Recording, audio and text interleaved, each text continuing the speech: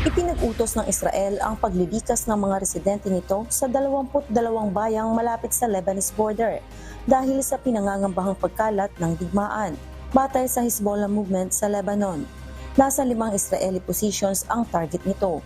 Naranasan ang pinakamatinding hidwaan sa Lebanon border areas mula taong 2006 war sa nakalipas na linggo. Gaya ng Hamas, kaalyado ng Iran ang Hezbollah. Sa isang talumpati naman sa parliament, sinabi ni Israeli Prime Minister Benjamin Netanyahu sa Israelis na maghanda na para sa isang mahaba-habang gyera.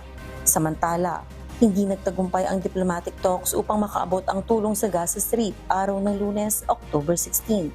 Ayon sa United Nations, nasa 1 milyong Gazans na ang napilitang umalis sa kanilang mga bahay.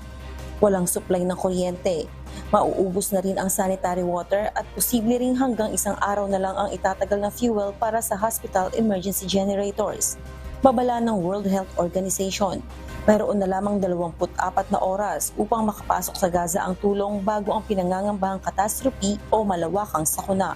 Kung hindi, death certificates na ang dapat ihanda ng mga doktor para sa mga pasyente nito.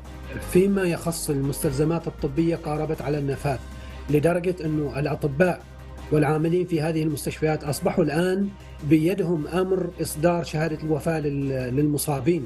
يعني بدأوا يعملوا أولويات للمرضى الذين يصلون إلى هذه المستشفيات بسبب الزحام الكبير. لا خيارات لديهم، إنما فقط يعني عمل أولويات للإصابات والمرضى للتعامل معها ويتركوا الحالات الباقية يعني تموت موت. Early Briones, UNTV News and Rescue.